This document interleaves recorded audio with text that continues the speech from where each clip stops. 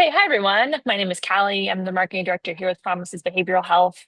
Tonight we are joined by Sage Parker, who is our alumni advisor at Washburn House up in Worcester, Massachusetts. I'm going to get that right. And we're doing a part two for the power of families and connection and recovery, sustaining connection. So, Sage, if you want to go to the next slide, I will introduce you and introduce our alumni. So, Sage is here, and her counterpart, Stephanie, was she did part one of our series last month. So if you were not there, that is totally fine. This is kind of a standalone training. And then I think Sage is going to give us a little background on part one as well, in case you missed it. So, but Sage comes to us. She just was just telling me that she has been in on the East Coast her whole life.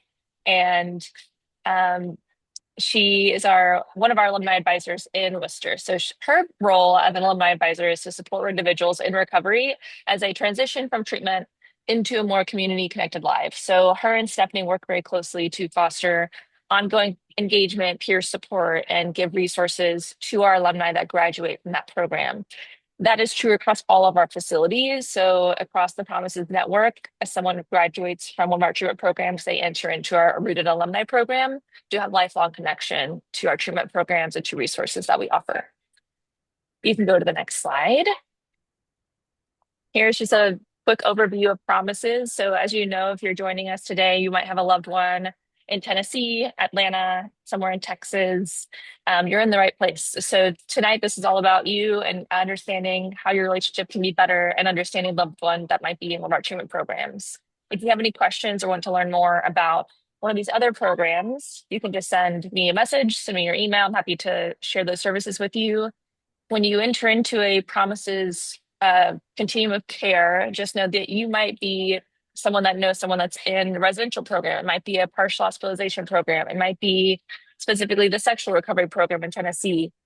All of our programs are connected, and you can graduate and move through each program as your needs develop. So if you're sitting here thinking, what's the next step going to be for my loved one? We are right there with you on that journey, no matter what step you're on. And that will end ideally with Sage and Stephanie and our alumni advisors, helping them through a lifelong transition into recovery. So you can go to the next slide. Just really quickly here. So Promises across the board for all of our programs, family is an integral part of our curriculum. So we offer two family opportunities a month. They're both virtual. This week, we're doing this training with Sage. Next week, we'll do family support groups. Every month, we have on the second Tuesday of the month is going to be that training. The third Tuesday is going to be the support group. The support group will be with Bill Anderson, who is our kind of leading our family clinical programming with me. And so he's going to be doing just basically a support group open to anyone that has a loved one in treatment, whether it's Promises or not. You can come and ask questions. That session will not be recorded. That will not be open to the public. So just know that you can come in and we're answering any of those questions that you have for us there. And that will be every single month we offer this. And then every month we also offer an educational webinar. So if you have any questions, you can email their familyservices@promises.com or just send me a message in the chat if you have any questions on that. I'll also drop the registration link for next week in the chat here in a moment. You do have to register separately for that family support group. You can go to the next slide. Oh, that's it. Sage, I'm passing this over to you. I'm in the chat if you all need me. Thank you for being here, and I hope it's valuable. Thanks, Sage. Thank you so much, Callie. I appreciate that wonderful introduction. Good evening, everyone. I am so happy and excited to be here with all of you tonight. And I want to start by saying welcome and thanking you for your time. Showing up for conversations like these already says a lot about how much you care about your loved one, family, friend, whatever the case may be. So thank you for showing up. Today isn't about doing recovery or family support perfectly. It's more so about learning, reflecting, and finding ways to stay connected over time. I just also want to name that recovery doesn't just affect the person in treatment, it also impacts the entire family. So this space is meant to feel supportive. You're not here because there's something wrong. You're here because recovery is complex and connection, it truly matters. So, jumping right in, taking a quick look back, part one that Stephanie, my counterpart, focused on, it focused on creating connection. We learned how to connect and that it strongly impacts mental health and recovery. We learned about how isolation, it may fuel shame and substance use even further. We also talked about how families, they adapt to certain difficult circumstances, what those situations look like and those coping mechanisms that follow. And then we also touched on healing happens through safe, consistent relationships.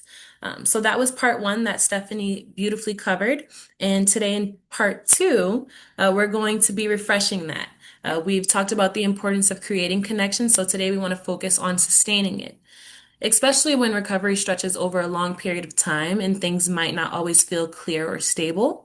So, we'll talk about what healthy support may look like, how to avoid burnout, and how families can stay connected without losing themselves in the process. Because supporting recovery and showing up for somebody else, it also means caring for yourself as well.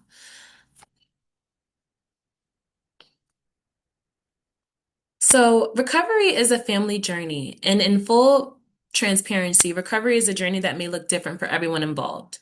Families, they often carry a lot through it. It could be fear, guilt, anger, and hope, maybe. And sometimes all those feelings are carried at once, which may seem very, very heavy. But healing, it's best to know that it doesn't happen in isolation. We're able to find healing through safe and consistent connection that allows us to put those guards down, and it acts as a protective factor, for everyone that's involved. So the more that I get into it, if you guys have any questions, please feel free to drop those questions in the chat and I'll try to flag them as I can. But I also do want to let you guys know that I am going to open up the floor after this presentation for some Q&A or further discussion. So I want to take a moment to talk about how change actually happens for someone in recovery. This model is called the stages of change, and it reminds us that recovery is a process and not just a straight line. And if you'd like, you can type in the chat which stage you think about most as we discuss it when it comes to your loved one. Again, that's completely optional and if you feel comfortable. So it starts with pre-contemplation. In this stage, someone may not see that there's a necessary need for a change. This doesn't always mean that they don't care or that they don't want to change, but it often can mean that they're overwhelmed or they're just trying to protect themselves. A lot of people in recovery, they shoot straight for the coping mechanisms of protection. They feel as things are heavy and, they might be burdened or, they might be having to protect themselves from something. So next we move into contemplation, where we start seeing mixed feelings. A part of them, they may want to change, while another part may feel unsure or afraid about the change. This stage can look like back and forth and hesitation with opening up, communicating with their struggles, seeking treatment, but just a lot of back and forth and hesitation. Moving to preparation, we see that um, they may start thinking about the next steps. This could look like asking questions, making small plans, or maybe even becoming more open to support. When they're in that preparation stage, you kind of see their wheels start to turn. Next, we have action, which is most often what we see during treatment. This could be meetings, setting boundaries, actually attending meetings and treatments itself. And all of these are great gestures, but it's important to remember that it's only just one part of the recovery. Next, the mind, it kind of shapes into maintenance, which is about sustaining the progress over time. So this could look like building routines, learning and applying coping skills, and actively seeking out support. And finally, that would bring us to a place of maybe relapse and recycling. It's important for us to note that relapses can happen, and it is a part of the change in the process for many people. However, it doesn't erase any of the progress that they've made. Within those circumstances, sometimes it could also offer them a new awareness moving forward. They might see something that triggers them now that they wouldn't once realize or recognize before. For families, this model, it kind of helps us shift the question of why won't they change or what's not working to where might they be right now. It might not be that they don't want to change and that they're not trying to, but in the client's mind, they might not have reached the stage that we're expecting them to be at. So it lets us meet them halfway without judgment on either sides. Connection, the importance of connection is one of the strongest preventative factors in both mental health and recovery. Through research, we're allowed to see that our rational health, which is an area where we perceive how connected we feel to others, it's one of the best predictors of how our overall well-being is going. Substance use and mental health challenges, they often thrive in isolation. So we learn that while those are thriving in isolation, healing happens in connection. When we're able to stay connected, that's it's important that we involve supportive people outside of our treatment. It becomes a critical part of long-time recovery. If we allow our loved ones to stay in those isolation modes and those ways of I don't want to talk, see, think, or do, it kind of allows them to push further into those dark thoughts and feelings of negativity and things that might have drove them into mental health or substance abuse. So connection, it really is a critical part of long-term recovery. Families, friends, and community, when when our loved ones have that space of safeness and trust, they're able to reinforce hope and accountability and belonging, and maybe see that their journey doesn't have to be so shameful. It doesn't have to be isolating or lonely. We're able to provide those safe spaces where they could lean on us for support, and they could really hone in on the importance of connection. It could be amazing if we explain it and we talk until our faces turn blue, but the important part is them buying into the importance of connection without feeling pressured, and seeing that it really is for them rather than against them. As we talked about a little before, recovery is strengthened through relationships. So sustaining that connection, it truly does matter. Isolation, it often tends to fuel shame and secrecy within somebody who is in recovery. Uh, and at the total opposite side of the spectrum, connection, it helps people stay engaged. It helps them to be accountable. It's important to note that connection doesn't always mean being involved or monitoring everything that your loved one is doing. Again, we never want to pull them into a space where they feel like they are being pressed up against the wall or pressured or micromanaged. Um, Being involved in creating connection, it simply means that we're creating an environment where trust and safety and consistency can be built and it can sustain over time. Next, I wanted to talk about a little bit of what connection versus control looks like. Many family members or loved ones, we slide into control out of fear. It could be fear of our loved one relapsing, fear of losing them, or fear of just getting support wrong, not knowing what to do, not knowing what to say, or be that comfort in that time of space.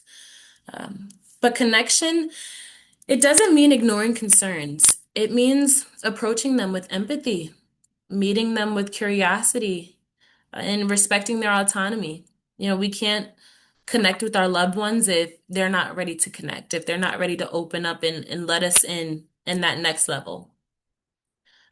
Control, it often comes from a place of love. It comes from a place where we want to, be involved. We want to see and we just want to feel and we want to make sure that that person in our life is okay. But it can unintentionally push people away. And like I mentioned earlier, into a wall, into a space where they feel pressured. So some of these points, they allow us to identify where are our efforts leaning. Is it more towards the connection or is it the control? Am I respecting the boundary that they set with me? Am I checking in on them with curiosity, trying to understand what is making you feel like you want to isolate? What is making you feel like you're in a dark space? Or are we checking up out of fear? Is it something that we're trying to control and handle?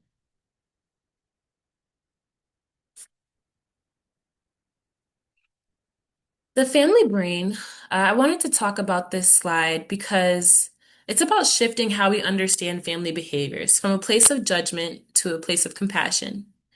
You may have heard the word codependency before, and usually it has this negative and very blaming connotation to it. Uh, But we understand that many families, they develop behaviors as a way to cope or even to survive. When one of their loved ones is struggling with substance abuse, it's a very hard thing to navigate. And sometimes, as I mentioned before, our behaviors and our actions towards the person that we love, it could be out of a fight or flight response.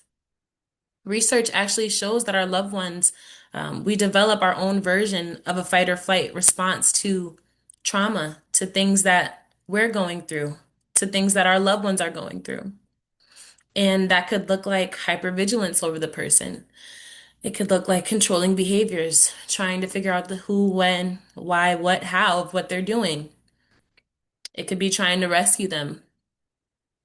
And it could also be us being in a state of constant worry.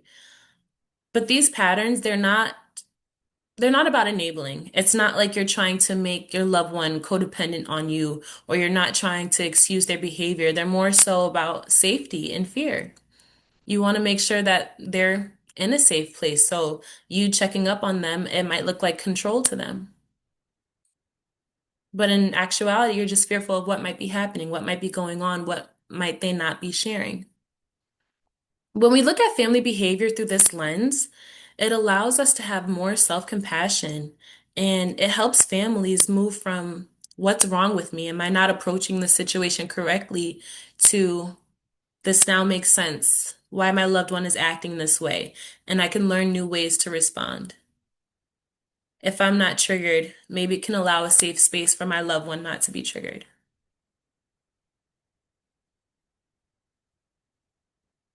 Next, I wanted to get a little bit into support without enabling. Supporting versus enabling is one of the hardest distinctions when it comes to families and loved ones. Enabling often comes from a place of love and of fear, and not usually bad intentions.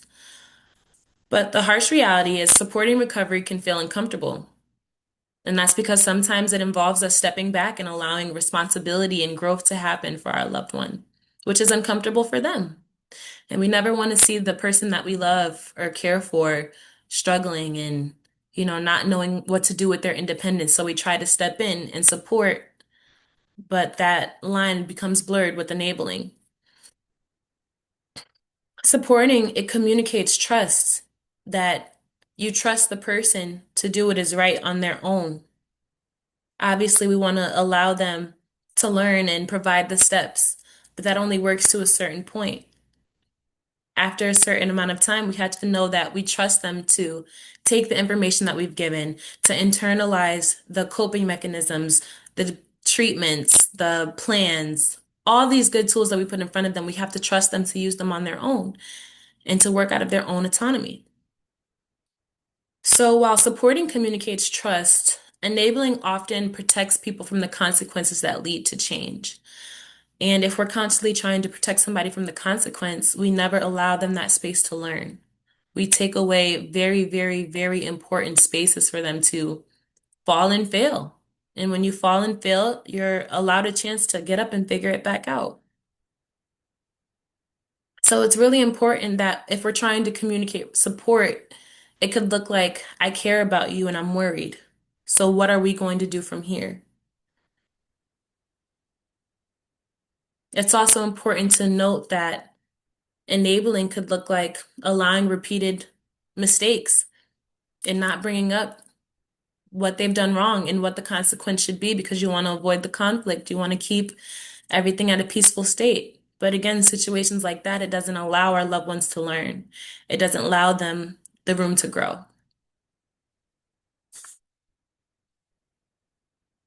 Next, I wanted to focus on common barriers to connection.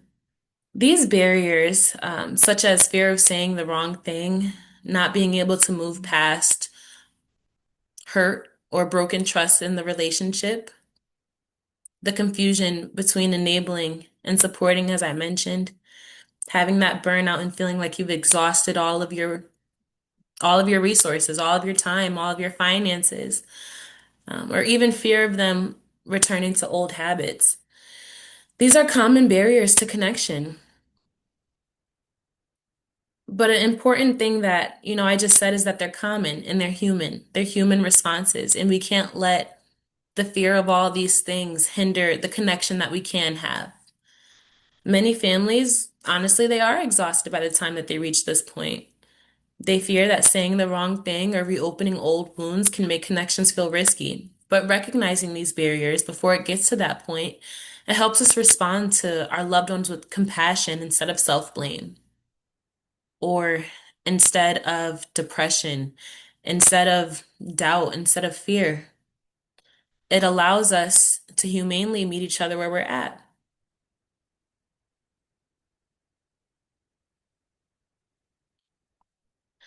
Boundaries, they help sustain connection.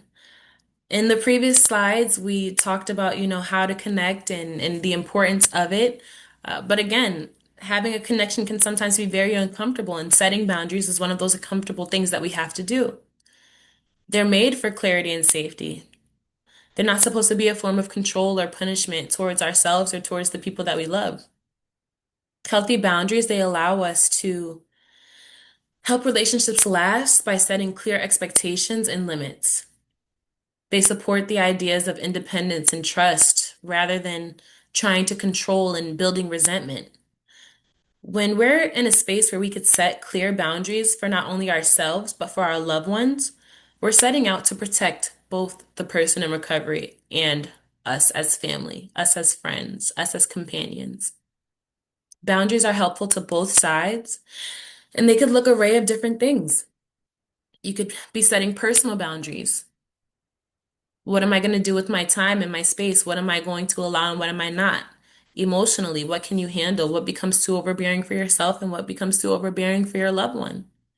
We have mental, material boundaries that tap into our finances. Have I exhausted everything and now I have no more space or place to give because I've given everything to my loved one? And we also have physical and spiritual boundaries. These are all areas to think about in your life and think about ways that you can connect while still supporting yourself. A relationship with boundaries, it sets the standard that I respect you, but I also respect myself. And it goes both ways. That's what makes a healthy relationship, and that's what brings that safety, that trust that we were talking about before. Next, I wanted to talk about how communication um, in recovery, it doesn't have to be perfect. What matters most is the intention and the consistency. One of the things that I wanted to talk about was using I statements. They help. It reduces the defensiveness against the person that we're trying to talk to, the one that we're trying to get along with. We're trying to help them make us understand.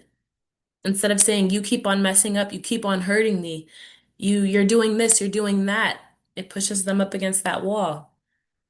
Internalize it.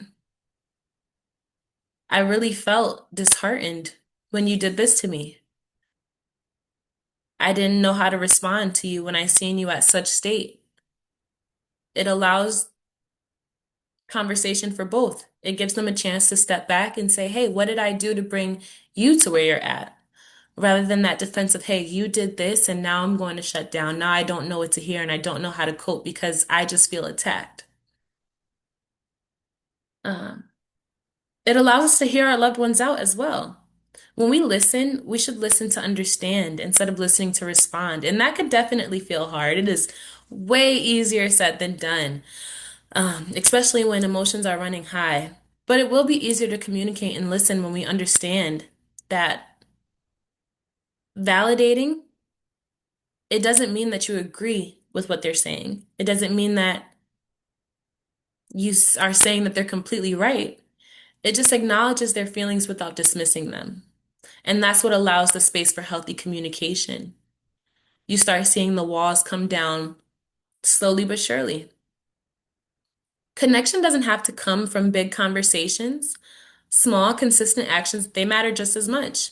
That could look like regular check-ins, shared routines, expressing appreciation for the little things. Sometimes for somebody in recovery, it is hard just to get out of bed. It's hard for them to shower. It's hard for them to make eye contact. So when you call out those little things, it reinforces that hope that you have in their recovery. It might strengthen that hope that they have in themselves. They might think I'm not doing anything, even though I got out of bed today. And that's another way that you validated them. You let them see that you seen them. So these small moments, they build the trust over time and they really help the relationship feel safer and more predictable. Another very important point is that recovery is not linear. Recovery isn't just about the abstinence of drugs or alcohol. It's more so about the effort and the honesty and the growth that they put into it. Challenges and setbacks, of course, can feel scary for families, but they do not mean failure. Relapse risk, it's very important to know that it is a part of recovery and it's not just a reflection of effort or love.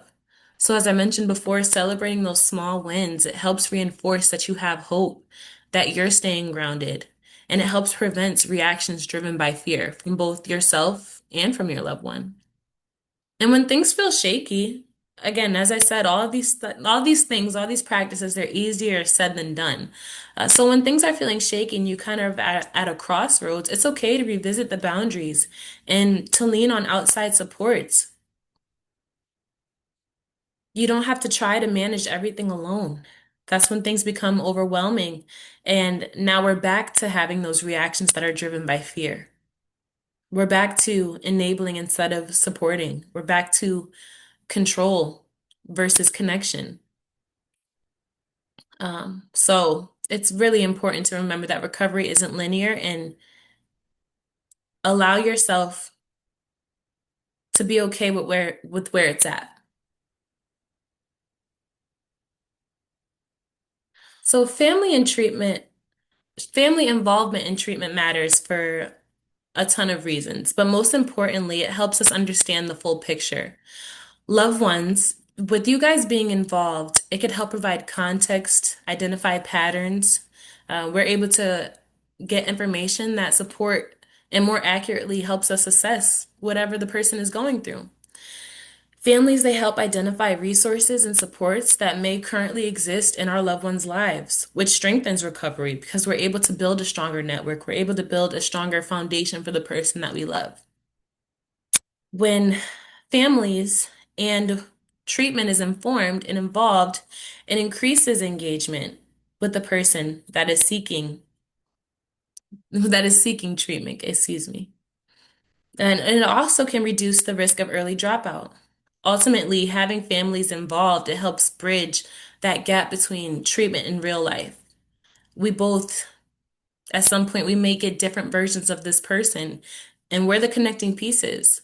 We're the ones that bring them together and we make sense of the bigger picture. So without having family involvement, it makes it a lot harder to identify how can we really see this person for who they truly are and all the outside or internal, external influences that might be helping their recovery, that might be harming their recovery.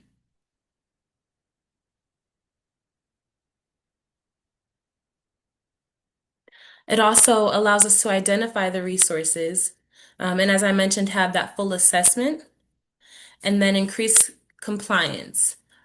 We're not looking at them to have a perfect day every day, but the greater that we understand everything about them, the better that we could help.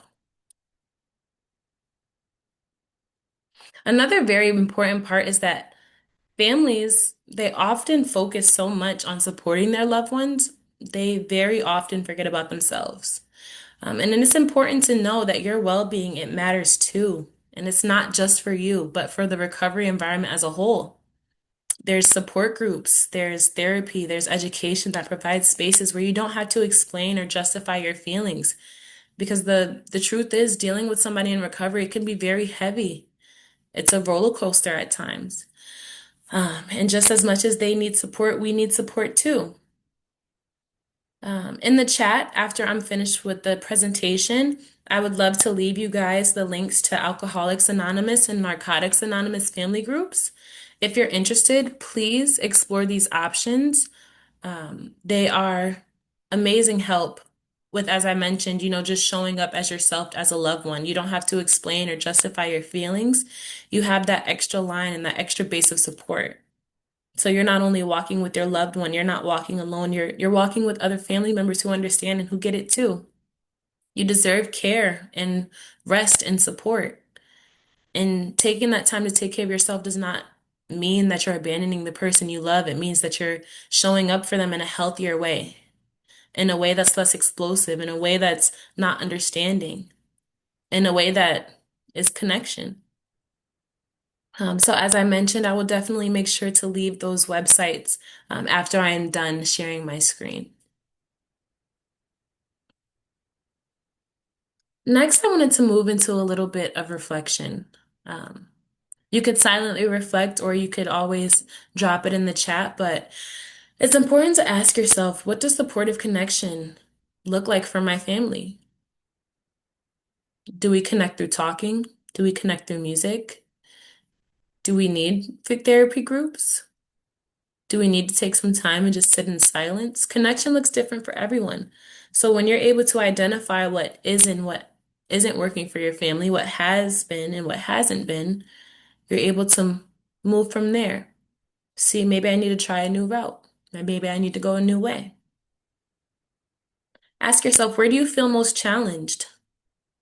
Am I trying to support so much that it's looking like I'm enabling my loved one?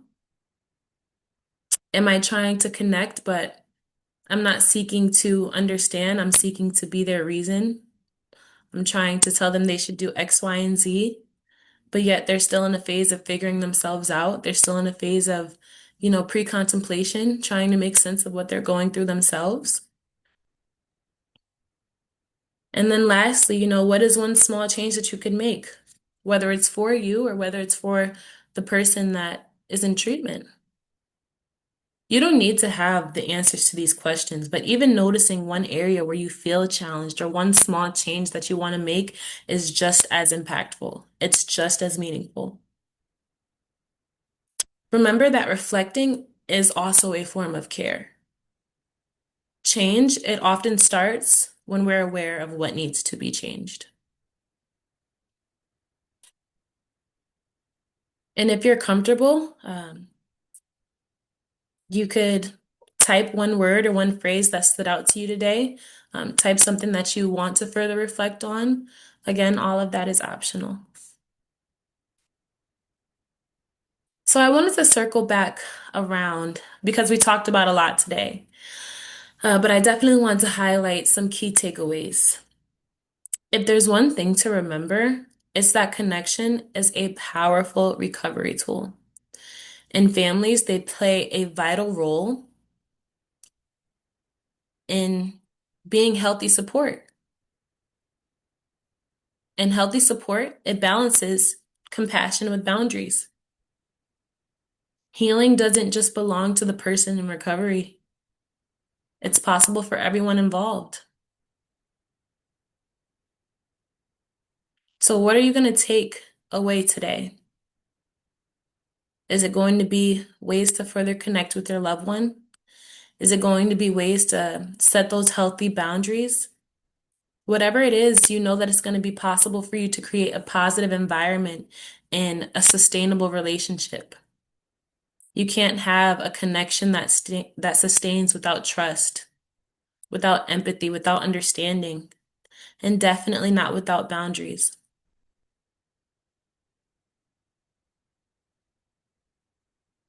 I want to thank you guys for showing up today and just being willing to reflect.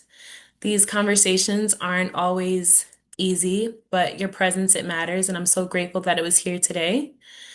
Recovery really is a journey, and it's important for us to know that we don't have to walk it alone. As I mentioned before, I'll open up the floor for any further discussion or questions that you guys may have. And I'll also leave my contact in the chat if you guys would like to connect at a later time. But I just wanted to say thank you and that we are so grateful to be a part of your support system. And thank you for your time today.